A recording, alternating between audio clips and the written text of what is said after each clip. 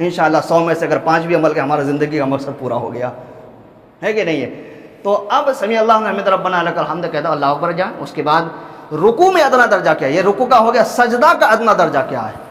سجدہ کا ادنا درجہ یہ ہے کہ اب دونوں ہاتھوں کو لے کر کے اچھا رکوع سے اٹھنے کے بعد بہت سارے لوگ پہلے گھٹنوں کو زمین پہ رکھتے ہیں, پہلے زمین پر گھٹنے رکھتے ہیں, تو اور بہت سارے لوگ پہلے ہاتھ رکھتے ہیں.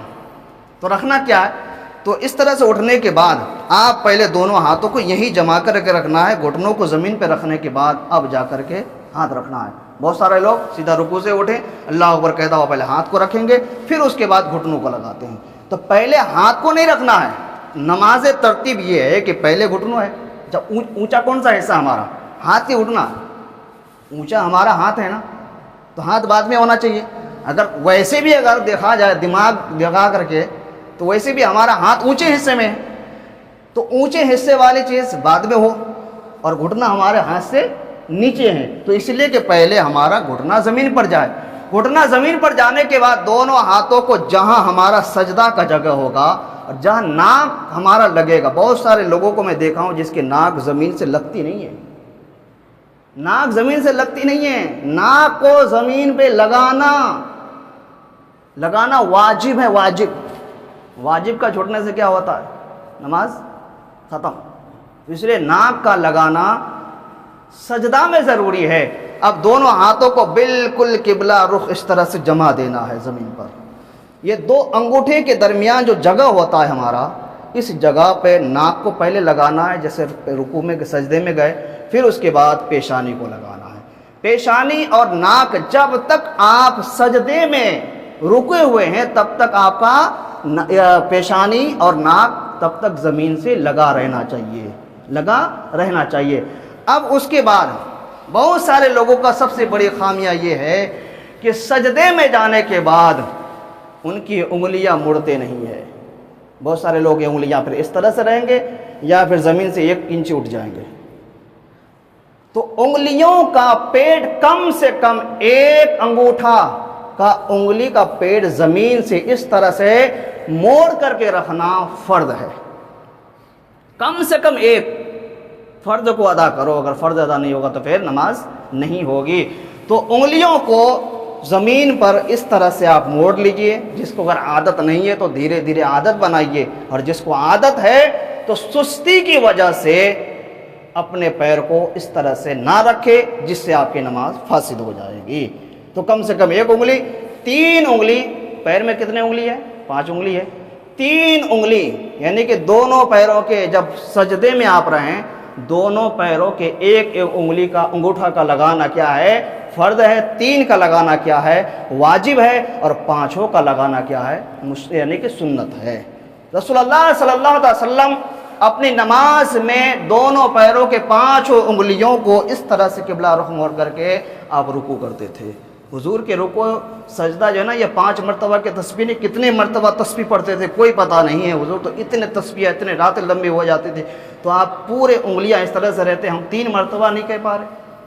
3 مرتبہ ہمارے انگلیوں میں درد ہو جاتا ہے کیونکہ عادت نہیں لگائے ہیں. عادت لگاؤ, انشاءاللہ ایک دن اس پر عمل کرتا ہوا نظر آئیں گے. تو انگلیوں کے 5 انگلیوں کو کم سے کم لگاؤ. کم سے کم 5 نہیں تو بالکل 3 تو ضرور لگاؤ. فرض اور واجب کو مکمل طریقے سے ادا کرو. ساری رکعت ہو گئی. لاسٹ رکعت میں اب میں آتا ہوں, ٹائم زیادہ نہیں ہے. لاسٹ رکعت میں ساری رکعت اسی طرح سے پڑھنا, ہر رکعت میں سورت, اور دوسرے رکعت میں اس کو قاعدہ اولا اور قاعدہ اخیرہ 2 چیزیں. قاعدہ اولا جیسے 4 رکعت کی نماز پڑھتے 2 رکعت کے بعد بیٹھتے, اس کو قاعدہ اولا کہتے ہیں کہ اول پہلا والا قاعدہ. 4 رکعت میں جو چوتھی رکعت میں جو بیٹھتے ہیں اس کو قاعدہ ثانی کہتے ہیں کہ دوسرا قاعدہ. پہلی قاعدہ میں اتحیات پڑھنا ہے. امام کے ساتھ اگر پڑھ رہے ہیں تو بہت سارے لوگ کیا ہے کہ جیسے امام صاحب کبھی کبھی جلدی پڑھ دیے اسپیڈ میں, تو مقتدی تھوڑا سا, بھائی اتنا مقتدی کے زبان میں نہیں آتے, وہ دھیرے دھیرے پڑھتے ہیں. تو اگر اتحیات کا پڑھنا واجب ہے, امام نے جلدی پڑھ کے اللہ اکبر کہتا ہوا اگر وہ اپنے قیام میں کھڑے ہو رہے ہیں, اگر مقتدی کا لاسٹ میں اگر ہے تو مقتدی پر فرض ہوتا ہے کہ اپنا پورا اتحیات پڑھنے کے بعد ہی کھڑے ہو, پورے اتحیات پڑھنے کے بعد ہی کھڑے ہو. اور اگر امام 16 پڑھ رہے ہیں, دھیرے دھیرے پڑھ رہے ہیں, مقتدی اگر پڑھ لیے, اب مقتدی پر یہ ہوتا ہے کہ صرف اتحیات پڑھ کر کے چپ چاپ جو ہے نا بیٹھے رہیں، چپ چاپ بیٹھے رہیں۔ اور اسی طرح سے اگر تنہا نماز میں اگر کسی نے 4 رکعت کی نماز پڑھ رہے تھے، 4 رکعت کی نماز میں 2 رکعت میں قاعدہ میں بیٹھا، قاعدہ اولا، اور اتحیات پڑھنے کے بعد درود شریف شروع کر دیا۔ درود شریف کا نماز میں پڑھنا کیا ہے؟ سنت ہے۔ اگر کسی نے درود شریف اللہم صلی علی سیدنا مولانا محمد وعلی آل محمد، اگر اتنا تک بہت دور کی بات ہے، صرف اللہم صلی علی محمد وعلی آل محمد اگر اتنا تک بھی پڑھا تو اب اس پر کیا ہوگا؟ نماز میں سجدہ سہو کرنا پڑے گا، یعنی کہ 4 رکعت مکمل جب ہو جائے تو پھر اتحیات پڑھنے کے بعد ایک طرف سلام پھر کے 2 سجدہ کر کے پھر دوبارہ اتحیات درود شریف دعائے معصورہ پڑھ کے سلام پھیرے۔ اگر کسی نے صرف اللہم اتنا کہا، ان کو یاد آیا کہ میری 4 رکعت والی نماز ہے، ابھی میری 2 رکعت، اس نے اللہ اکبر کہتا ہوا کھڑا ہو گیا، تو پھر ان پر سجدہ سہو لازم نہیں ہوتا ہے۔ اس میں بھی بہت سارا مسئلہ ہے، کبھی بیٹھیں گے تو بہت سارا مسئلہ بتاتے جاؤں تو ایک سے ایک مسئلہ نکل کے 3 جمعہ ہو گیا، ختم ہی نہیں کر پا رہا ہوں۔ تو قرات رکوع سجدہ قاعدہ اخیرہ، قاعدہ اخیرہ کا ہو گیا۔ اب اس کے بعد 3 چیزوں کا پڑھنا ضروری ہے نماز کے اندر: اتحیات، درود شریف یعنی کہ درود ابراہیم، دعائے معصورہ۔ اگر دعائے معصورہ یاد نہیں ہے تو اتحیات اور درود شریف پڑھ کر کے سلام پھیر کے نماز مکمل کر سکتے ہیں۔ اگر درود ابراہیم بھی یاد نہیں ہے تو اتحیات کا یاد ہونا ضروری ہے، اتحیات کا یاد ہونا ضروری ہے۔ اور اتحیات پڑھنے کے بعد السلام علیکم ورحمۃ اللہ۔ اب آئیے سلام پر۔ سلام میں جو لوگ سلام کرتے ہیں فرض نماز میں، سلام اس طرح سے کریں گے کہ پچھلے صف میں کتنے صف لگے ہیں اور کتنے آدمی کون کون آئے پورے کے پورے ہسٹری کر کے بیٹھ جائیں گے۔ دونوں طرف کے آدمی کو بالکل دیکھ لیں گے گھوم پھر کر کے، اتنے آدمی آئے ہیں مسجد میں۔ سلام کا طریقہ، پھیرنے کا طریقہ یہ کہ السلام علیکم میں کیا کرنا ہے؟ جب ہم تو ایسے ہی بیٹھے ہوئے تھے، قاعدہ میں بیٹھے ہوئے تھے، ہمارا نگاہ جو ہے گود میں تھے۔ اب سلام کیسے کرنا ہے؟ السلام علیکم ورحمۃ اللہ، پورا نہیں مڑنا ہے۔ مڑنا کتنا ہے؟ السلام علیکم ورحمۃ اللہ۔ نگاہ ہمارا جس طرح سے گود میں تھے، نگاہ ایسی ہونی چاہیے نا، نگاہ کو اس طرح سے اٹھا کر کے دیکھنا ہے، فاں السلام علیکم ورحمۃ اللہ کہاں دیکھنا ہے؟ اپنے کاندھے کے اوپر دیکھنا ہے، بس اتنا موڑنا ہے۔ صرف سر کو ہلانا ہے، نہ کہ پورا جسم کو ہلانا ہے، صرف سر موڑنا ہے۔ السلام علیکم ورحمۃ اللہ، بس اتنا دیکھنے کے بعد پھر دوسرے سلام السلام علیکم ورحمۃ اللہ۔ اب اس کے بعد لا الہ الا اللہ استغفر اللہ جو بھی پڑھ سکتے ہیں وہ آپ کی مرضی ہے۔ تو سلام میں صرف اپنے کاندھے کو دیکھنا ہے، نہ کہ ہمارے پیچھے والے سب میں کون ہے کون نہیں ہے، کون آئے کون نہیں، اس کا ہسٹوری نہیں رکھنا ہے، صرف سلام میں اتنا۔ تو یہ نماز ختم ہوا۔ ایک لاسٹ میں قاعدہ ہے خروج بسنی۔ خروج بسنی کا مطلب وہ ہے کہ نماز میں اگر کسی وجہ سے توڑ دی گئی پھر اس نماز کو دوہرانا خروج بسنی کہتے ہیں۔ خروج بسنی جیسے کہ اگر گھر پہ نماز پڑھ یا کہیں پہ بھی نماز پڑھ رہے ہیں، حالت نماز میں چاہے وہ فرض نماز ہو یا نفل نماز ہو یا سنت نماز ہو، حالت نماز میں اگر جیسے مان کے چلو دودھ وغیرہ یا کوئی کھانے کی چیز اگر گیس پہ اگر رکھا ہوا ہے یا چولہے پہ رکھا ہوا ہے، اگر وہ جل رہے ہیں، وہ ختم ہو رہے ہیں، تو شریعت کہتی ہے کہ رزق کو پہلے بچائیے، نماز کو آپ وہیں توڑ کر کے اگر کھڑے ہوئے ہیں تو ایک طرف السلام علیکم ورحمۃ اللہ کر کے اپنے سامان کو پہلے بچا لیجیے۔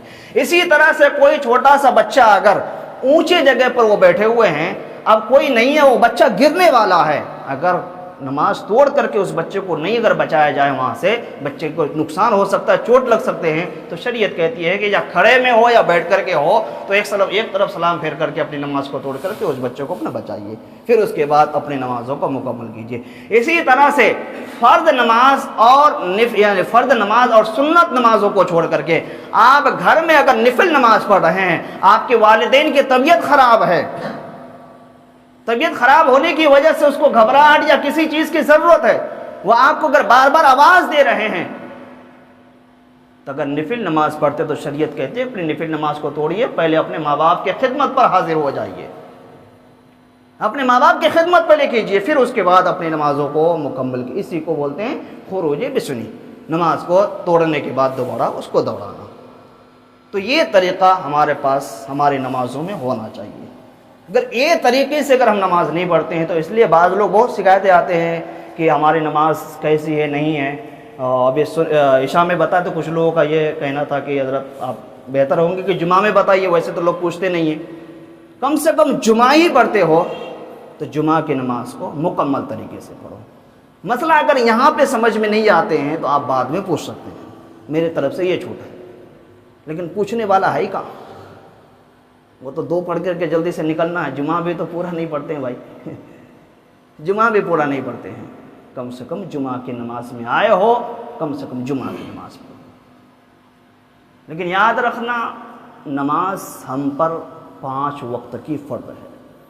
جس طرح سے ہم وقت مقررہ پر جمعہ میں آتے ہیں، اسی طرح سے 5 وقت کی نماز ہم پر اسی طرح سے وقت مقررہ پر ادا کرنا ہم پر فرض عین ہے، فرض عین ہے۔ اور پتہ ایک نماز کو چھوڑنے کی سزا کیا ہے؟ صرف ایک وقت کی نماز اگر کسی نے جان بوجھ کر بغیر عذر شرعی کے اگر چھوڑا، حضور صلی اللہ تعالی وسلم ارشاد فرماتے ہیں کہ جہنم میں 80 سال اس کو جلنا پڑے گا۔ ایک وقت کی نماز میں 80 سال، اب ایک سال میں 365 دن، 365 دن میں 52 جمعہ اور باقی کے غائب۔ اب ایک دن کا جوڑ لو بھائی، ہم سے زیادہ کیلکولیشن آپ لوگ کرنا جانتے ہیں۔ ایک دن کا کتنے وقت ہوئے، کتنے سال ہو رہے ہیں، اور وہ سال یہ سال کی طرح نہیں ہے۔ اب پتہ نہیں لگ رہا ہے کہ 2025 شروع ہوا، 26 ختم ہوا، 25 ختم ہو کے 26 شروع ہونے والا ہے۔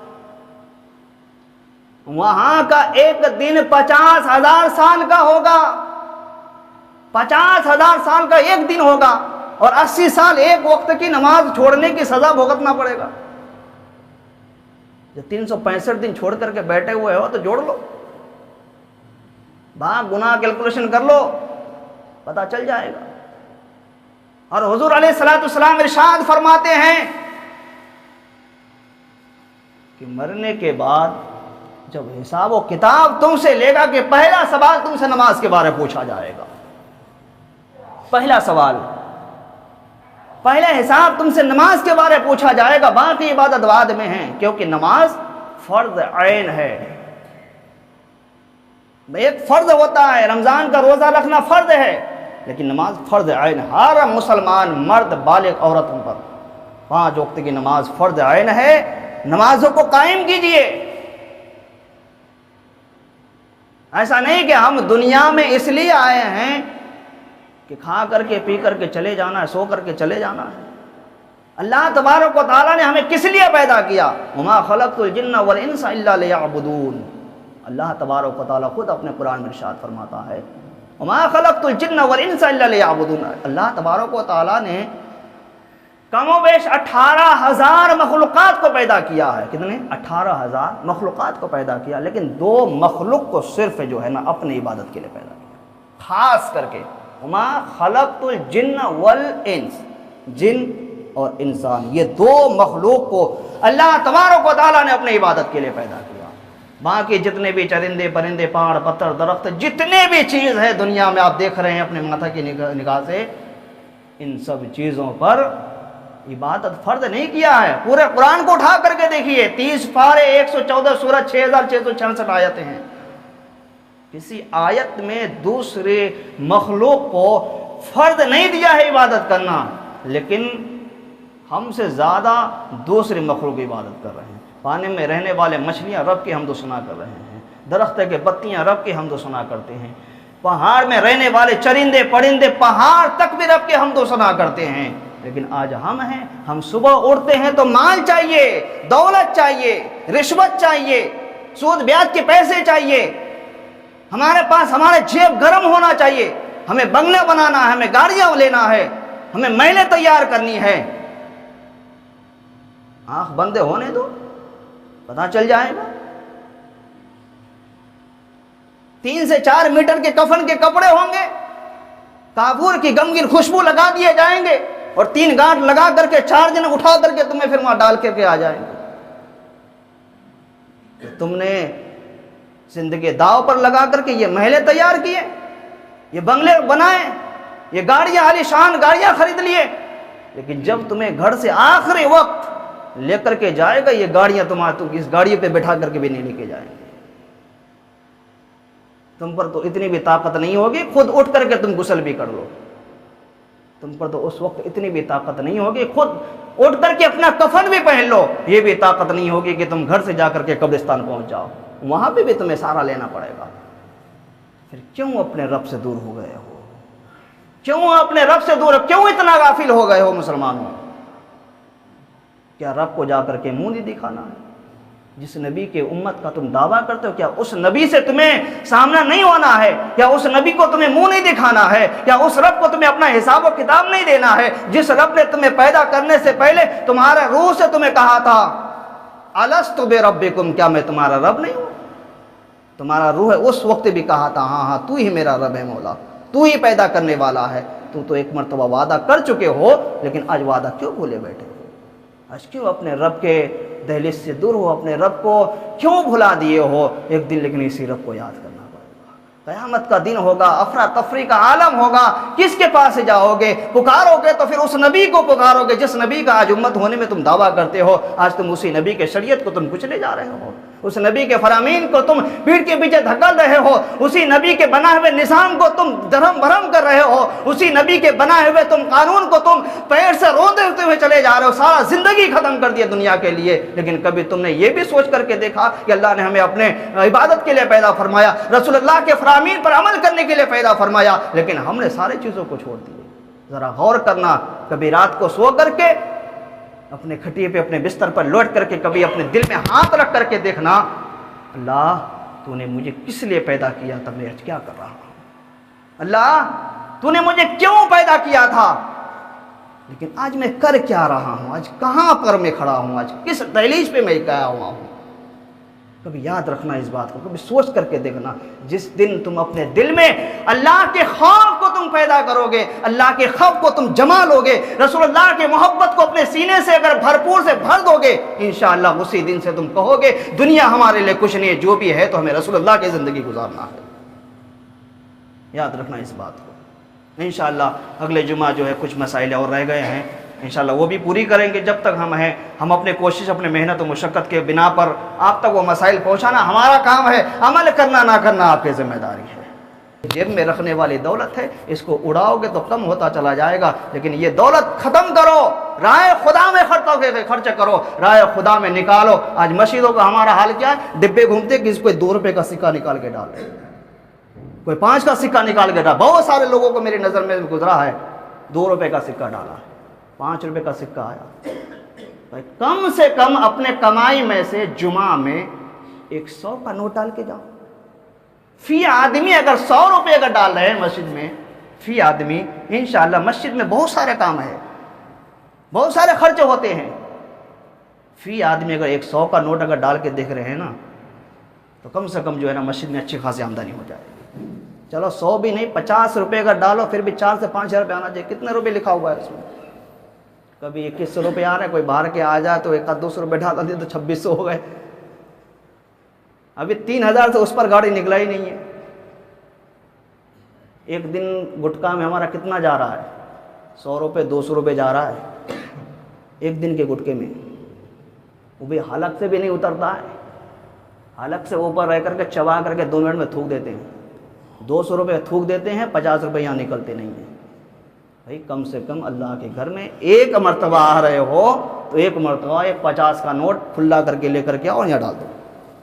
ترتیب بھی بتا دے رہا ہوں، 100 کا بھی مت ڈالنا ہے، جو 50 نکالے لوگ کہیں گے اتنا کم وقت ہے کہ 100 روپے ڈالے 50 نکال لیے۔ کم سے کم 50 روپے آج سے عہد کرے کہ آج سے ہم 50 روپے جو ہے نا ہر جمعہ جو ہے مسجد میں ڈالیں گے، انشاءاللہ ڈالیں گے آج سے 50 روپے انشاءاللہ، کیونکہ آگے چل کر کے مسجد میں کام ہونا ہے۔ تو آج سے عہد کرے، ارادہ کرے، 50 کا نوٹ انشاءاللہ آج سے ہم ڈال کے جائیں گے۔ اگر آج سے جو نہیں لے کے آئیں گے انشاءاللہ اگلے جمعہ سے عہد کرے 50 روپے ہر جمعہ جو ہے نکال کر کے دینا ہے، اللہ کی راہ میں دینا ہے، یہی پیسہ ہمارے آخرت میں کام ہونے والی ہے۔ اللہ تبارک و تعالیٰ دعا کہ ہم سب کو اہدنا الصراط المستقیم، شریعت مصطفیٰ سنت رسول پر عمل کرنے کی توفیق رفیق عطا فرما۔ یا مولا ہم سب کو نماز پنجگانہ با جماعت ادا کرنے کی توفیق رفیق عطا فرما۔ وصلی اللہ تعالیٰ علی خیر خلق نور عرش محمد و آلہ و صحبہ اجمعین برحمتک یا ارحم الراحمین، بحق لا الہ الا اللہ محمد رسول اللہ۔ جو سنت